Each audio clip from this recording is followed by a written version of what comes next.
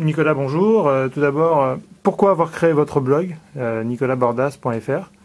Ça fait longtemps que je m'étais dit ce serait sympa d'ouvrir un blog parce que j'avais envie d'exprimer certaines choses et je ne l'ai pas fait parce que manque de temps, pas mal de priorités, j'ai quelques activités et en plus j'étais très polarisé, voire très concentré sur mon livre qui sort bientôt, le 29 octobre, je fais un peu de pub au passage. D'accord. Et il se trouve que c'est au moment où je relisais la dernière mouture de mon livre avant qu'il parte chez l'éditeur. Donc celui s'appelle L'idée qui tue et c'est une vision un peu transversale de qu'est-ce qui fait que les idées durent, qu'est-ce qui fait que des mauvaises idées peuvent durer et que des bonnes idées ne marchent pas. Que je me suis rendu compte c'est dommage d'arrêter les exemples, d'arrêter des choses qui se passent sur Internet ou dans l'actualité, dans la vie offline et online et de ne pas continuer. Et donc d'une certaine manière ce blog prend un petit peu le relais d'un certain nombre d'exemples que je cite et dont je parle dans mon livre. Donc j'aurais pu appeler ce blog d'une certaine manière L'idée qui tue. D'accord. Mais plus précisément, alors votre blog parle de quoi? Alors l'idée de ce blog, c'est d'essayer de relever ce qui moi me frappe, en espérant que d'autres auront des idées complémentaires et rebondiront sur les idées que j'exprime, qui sont des idées anticonventionnelles, des idées qui ne sont pas forcément les plus partagées, mais qui pourraient être les idées dominantes de demain. Donc moi, ce qui m'amuse, c'est d'essayer dans un peu tous les secteurs de l'activité humaine, ça peut être la culture, ça peut être l'économie, ça peut être bien sûr le business ou la communication, d'essayer de relever ce qui est un peu à contre-courant, mais qui pourrait être le grand courant de demain, donc l'idée dominante de demain. Donc l'idée de ce blog, d'une certaine manière, c'est d'essayer d'en repérer plein, voir si ça marche, d'être un peu participatif et de faire que des gens m'en envoient, réagissent, et donc d'une certaine manière de repérer aujourd'hui les idées qui tueront demain. D'accord, donc vous êtes quand même un homme très occupé de par vos fonctions. Est-ce que vous allez animer vous-même votre blog personnellement? Oui, oui. Est-ce que ça va être un blog personnel? Ah oui, pour moi c'est complètement un blog personnel. Je fais ça dans les trains, dans les avions, ou le week-end. Bon, je vais le faire dans la mesure de mes possibilités. Donc je pense pouvoir y consacrer en termes d'écriture pure peut-être 15 ou 20 minutes par semaine au maximum. Par contre, ce sont toujours des idées qui mûrissent ou qui me viennent au cours d'une conversation ou au travers de discussions, etc. Et donc j'espère que ce sera suffisamment intéressant pour que je ne sois pas seul à lire ce que j'écris. D'accord. Et donc, utilisez-vous d'autres outils qu'on peut appeler alors 2.0, mais tels que les réseaux sociaux, Facebook, Twitter?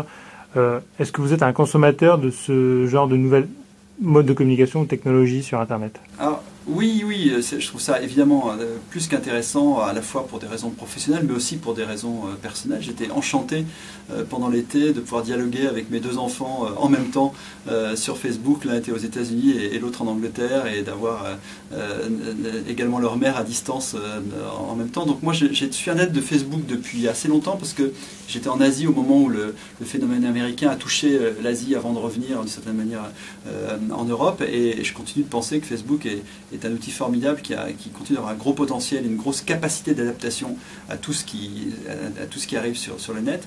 Twitter, j'y suis rentré en marche arrière, et alors maintenant je suis complètement en marche avant, mais j'y suis rentré en marche arrière parce que j'avais pas mal d'a priori sur Twitter, sur le thème, mais à quoi ça sert de dire je vais prendre un café, j'ai pris mon café, je vais me coucher, etc. Puisque je pensais que Twitter c'était simplement les statuts de Facebook mis en ligne, et j'y suis rentré parce que j'ai besoin de comprendre pour un des clients mondiaux pour lequel on travaille sur une très grosse opération caritative qu'on va lancer, les recommandations de mon équipe digitale américaine, des gens qui travaillent sur Constant Communication avec Tequila ici en France, et j'avais besoin de comprendre pourquoi pour eux Twitter était aussi important. Et maintenant j'ai compris.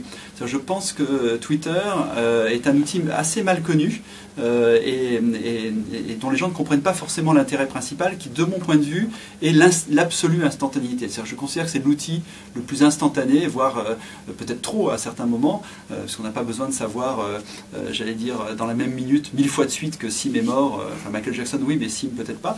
Mais par contre, un bon usage de Twitter, si l'on choisit bien les gens qu'on suit, amène une information légèrement en avance qui peut être extrêmement intéressante. Donc je suis devenu un adepte assez naturel de Twitter, et donc quand je suis dans un taxi ou même dans la voiture, je ne devrais pas le dire, j'ai tendance à regarder quoi de neuf sur Twitter. Est-ce que vous pensez que ces outils vont avoir un impact sur vos clients, sur les marques, dans leur campagne de communication qu'ils peuvent faire jusqu'à maintenant ou demain. Oui, de mon point de vue, ces outils ont déjà un impact assez considérable, puisqu'on voit que quand ça marche, cet effet buzz, il marche pas à chaque fois qu'on essaie de le faire marcher, mais quand ça marche, le rapport efficacité-prix est juste hallucinant. Mais au-delà des quelques cas qui font des centaines de milliers, voire des millions de clics, le fait d'intégrer cette dimension active du net, qui n'est pas simplement quelque chose qu'on consulte, mais un mouvement concret, est une attitude qui, à mon avis, est très juste par rapport à des marques qui de plus en plus sont elles-mêmes des médias et qui doivent être non pas dans une logique d'imposer leur discours, mais de le faire circuler, de le diffuser et de provoquer d'une certaine manière un engagement de la part des gens qui vont devenir des adeptes, des militants ou des ambassadeurs de la marque. Et ça renvoie à une conception de l'idée, du rôle de la communication qui me vient de Philippe Michel, qui a été mon maître à penser, le fondateur de CLM-BBDO, l'homme à venir, j'enlève le haut, j'enlève le bas, l'afficheur qui tient ses promesses, ou Véram avec Châtiez, etc., qui disait les meilleures idées sont celles qui restent dans le cerveau parce que les gens ont fait la moitié du boulot. C'est lui qui disait faisons merci qui pour que les gens se disent Maminova.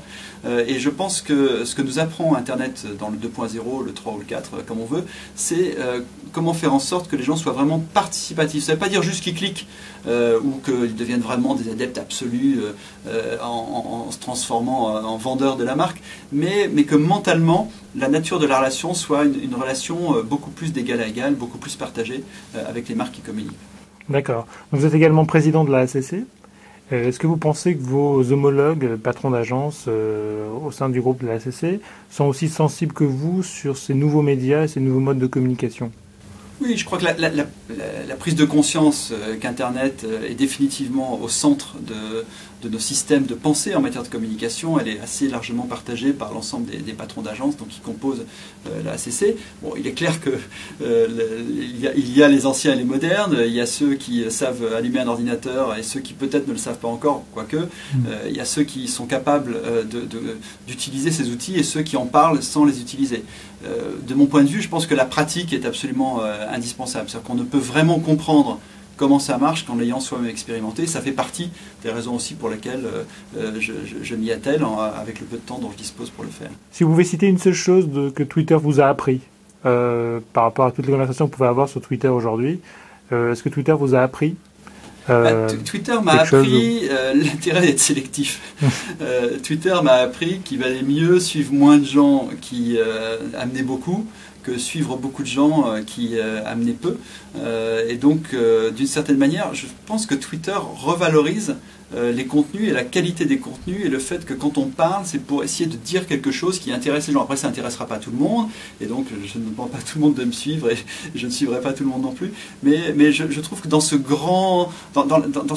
logique de la grande marmite bouillonnante d'Internet, où la quantité est là, Twitter, d'une certaine manière, est un élément de qualité. Pour finir, pouvez-vous me citer 5 blogs marketing, high-tech, enfin selon vos centres d'intérêt c'est compliqué parce que vous appréciez je voudrais pas, je vais forcément oublier des gens et me faire des ennemis, donc je sais pas si je vais répondre à cette question, et je vais essayer d'éviter j'allais dire la tarte à la crème, mais il n'a pas besoin de moi, mais c'est vrai que Éric Dupin et Presse Citron est un blog qui est assez référentiel dans notre univers, et je le suis avec intérêt. Je ne clique pas sur tout ce qu'il dit parce qu'il y a une limite dans l'automatisme entre les blogs et Twitter qui fait qu'à un moment donné on ne clique pas sur tout.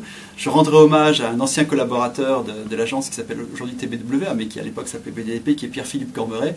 Donc évidemment j'ai une affection particulière pour lui. Et puis je ne sais pas, dans les gens vraiment qui sont de mon point de vue très up-to-date sur ce qui se passe dans l'univers qui est au cœur du mien, c'est-à-dire la communication, le marketing et les nouvelles technologies.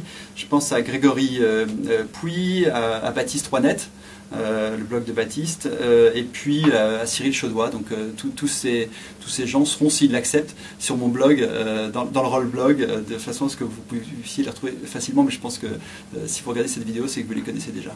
Parfait. Merci beaucoup, Nicolas. De rien, merci. Au revoir.